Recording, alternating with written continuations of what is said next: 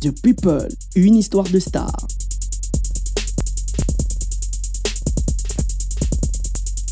The People, bienvenue Lily Anoma. Merci beaucoup. C'est un plaisir de t'avoir. Le plaisir est partagé. Mais il n'y a pas de différence là donc, entre le clip et la personne physique qui est devant moi. Très belle. Bah tant mieux, merci. Ça veut dire que les filtres ne font pas trop effet alors.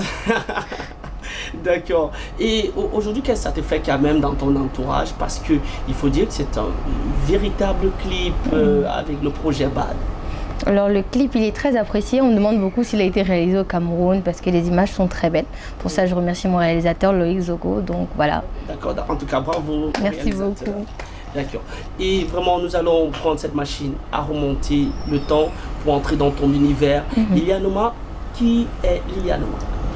Alors il faut savoir que Lily Anoma se nomme Magne Nomedem Annie Liliane, donc c'est mon véritable nom. Lily Anoma c'est une constitution des premières lettres de chacun de mes noms, c'est ça qui donne Lily Anoma, c'est l'inspiration de mon père qui me soutient beaucoup. L'inspiration de papa? Oui, donc de combiner les noms pour en former un seul, pour que sur un plateau on ne se retrouve pas à dire « Oh Magne !» Donc voilà, le charisme à préserver.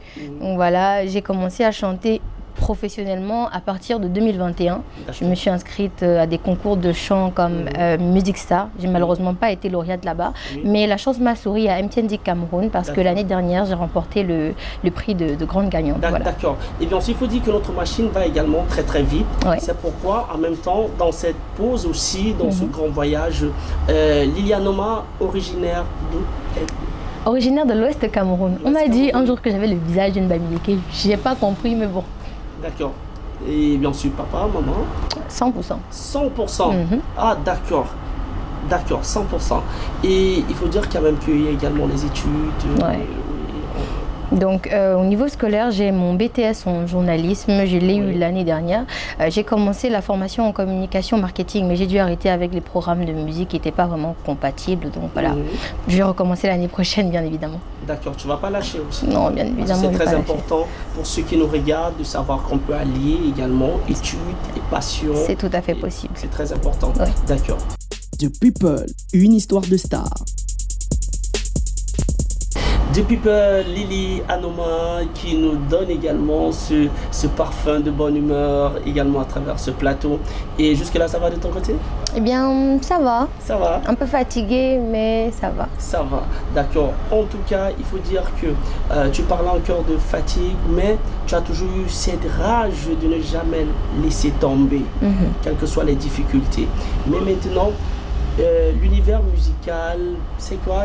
C'est quoi l'histoire? Tu te retrouves là? Est-ce que c'est une copine qui chantait très bien et tu as dit non, non, non, moi aussi je dois chanter? C'est quoi l'histoire?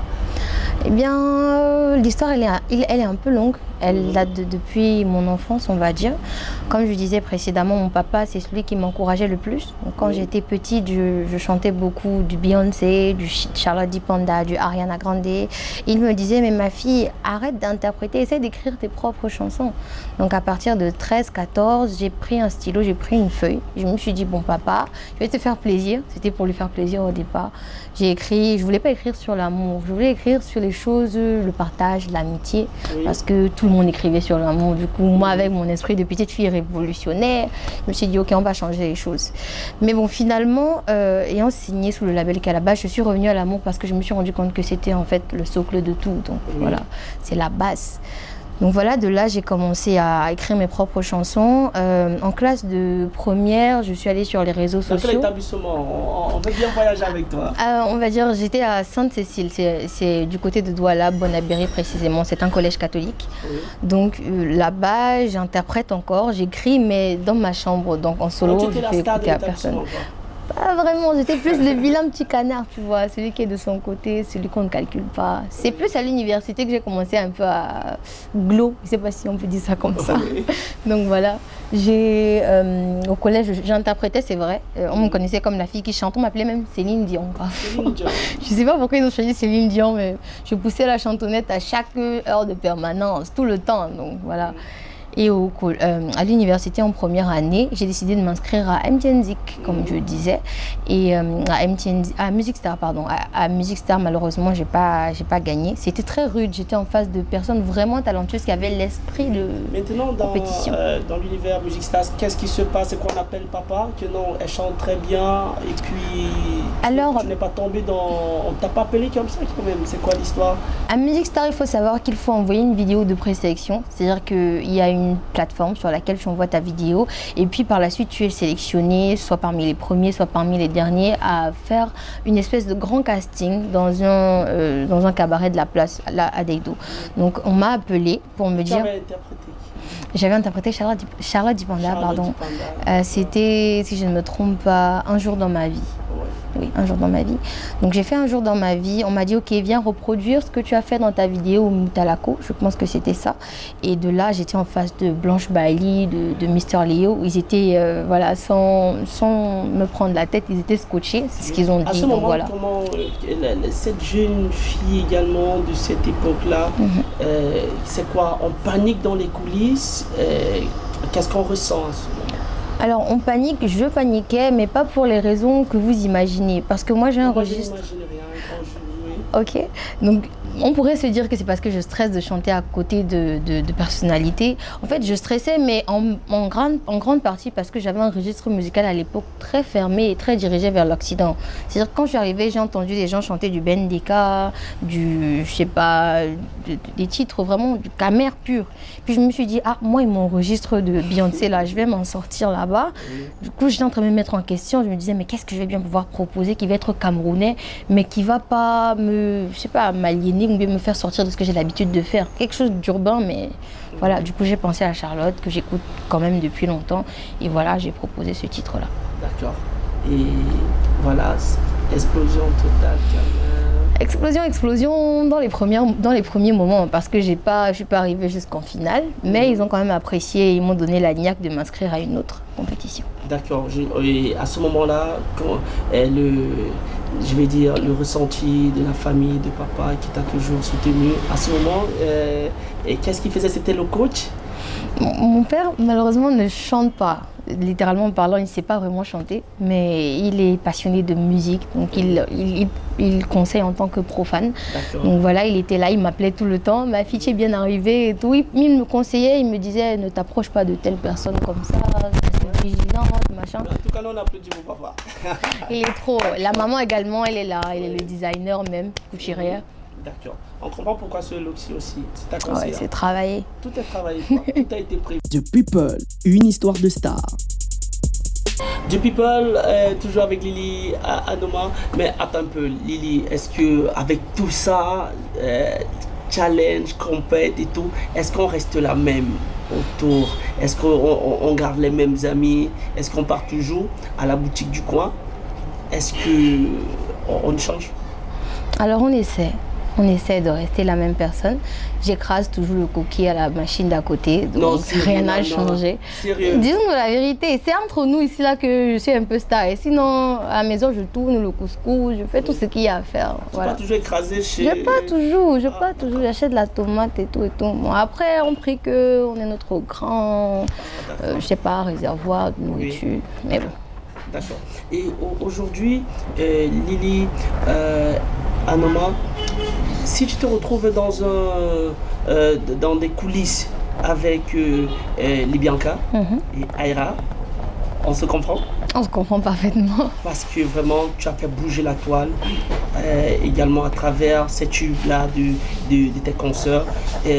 Quel sera ton message? Ce que je pourrais leur dire, c'est tout simplement merci. Merci pour l'inspiration qu'elles me donnent au quotidien, qu'elles nous donnent, parce que j'imagine que je ne suis pas toute seule. Oui. Merci d'être ce qu'elles sont, parce qu'à travers leur personnalité, elles inspirent d'autres jeunes comme moi à croire que voilà, c'est possible, on peut le faire. Le Cameroun, le Nigeria peut être à l'international. D'accord. Et voilà aujourd'hui l'explosion avec le projet BAD. Et BAD, pourquoi BAD? Quel est le message derrière ce projet? Alors bad ici n'est pas transcrit dans son sens général qui est mauvais, mais c'est plus dans le sens du coquin, du coquet, du sensuel. Donc voilà, dans bad je parle de sensualité, je parle de sexualité. pour essayer de mettre en lumière cette partie. Attends, on va mettre le ralenti. Tu parles de... Je parle de sensualité, de sexualité. Oui. Donc, je parle de sensualité, de sexualité pour mettre en lumière cette phase de l'adolescence, de la puberté, où on se retrouve seul dans sa chambre face à ses démons, face à ses pulsions, et où on cherche parfois à les réprimer. Donc, ce que j'essaye de mettre en lumière, c'est qu'il ne faut pas réprimer tout ce qu'on ressent, il faut essayer d'en parler pour prendre les conseils et finalement pouvoir prendre les meilleures décisions. Parce que c'est souvent seul dans le noir qu'on commet les plus grandes bêtises de sa vie. Voilà, c'est un peu ça. D'accord. Et une anecdote marquante également durant cette production? Durant cette production, bon, il faut savoir que moi je suis quelqu'un de très complexé, de très timide. Du coup, j'ai été amenée à être plus ouverte, à être plus... Je ne suis pas quelqu'un de sensuel dans la vie de tous les jours, mais j'ai dû faire le acting. Donc il y avait certaines scènes qui me dérangeaient. Il y a une scène où je tiens par le cou deux hommes avec des chaînes, voilà. Donc j'étais un peu timide. Ouais, on regarde ces images-là à l'instant, oui. Oui, j'étais un peu timide, comme vous pouvez le voir. Les garçons à côté me disaient, maman, vas-y, tire-nous, on n'a pas de problème, tu peux tirer. Je dis que ouais, papa, est-ce que c'est mon univers là? Il me dit non, détends-toi et tout et tout. Les gens qui passaient même m'encourageaient, je ne comprenais pas pourquoi. Du coup, au fur et à mesure du tournage, je me suis détendue, mais au début c'était très difficile. J'arrivais même pas à les regarder parce que je ne les connaissais pas. Oui. C'est compliqué d'être en face des gens torse nu avec des chaînes au cou et puis tu te mets à familiariser avec. C'est pas évident. Aujourd'hui, le résultat est là et on peut merci beaucoup, pour merci. ce projet BAD. Et aujourd'hui, avec également la maison de production, avec WAXD, tout se passe bien et l'actualité reste avec BAD. L'actualité pour l'instant c'est BAD. Dans les mois prochains on vous réserve un autre single qui s'intitulera Falling. Je vous donne une petite exclusivité, voilà. Donc on souhaite drop le maximum de singles durant ces prochains mois pour se retrouver à la fin de l'année, pourquoi pas avec un album de Lilianoma. D'accord. Et une question également d'un de nos abonnés. Quelle est ta relation avec Joyce? Alors Joyce, c'est ma sœur du village, on va dire ça comme ça. Elle a regardé mes vidéos sur TikTok et elle m'a dit, elle a contacté la page, puisque sur la page, il y a un numéro de téléphone, la page sur laquelle je postais mes vidéos. Elle a dit, ouais, vraiment, j'adore ce que tu fais. Je joue un peu de la gratte là, mais c'est vrai que tout le monde ne sait pas que je joue à la guitare. Donc j'aimerais expérimenter sur ma page des vidéos de moi à la guitare, mais j'aimerais le faire avec ta voix parce que j'aime beaucoup ce que tu fais. J'ai dit, ok ma sœur, je vais venir à Yaoundé, on va faire ça, il n'y a pas de souci. Donc on fait des vidéos. Il faut savoir que j'étais très fan de Joyce à l'époque, donc très excitée comme une grosse groupie.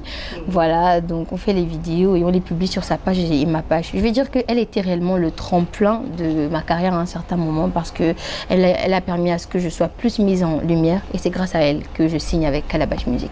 Ah d'accord, on peut applaudir également pour cela. En tout cas, notre abonné Gaspard a eu sa réponse. Ouais.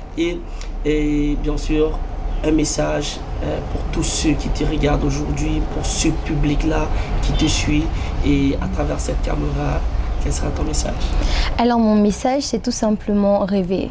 Vous pouvez le faire. Vous avez juste à croire à à croire en vos capacités, tout comme Libyanka, tout comme Ayasta, tout comme Elon Musk, on peut y arriver en fait. Merci encore à toi. Merci. The People, une histoire de star.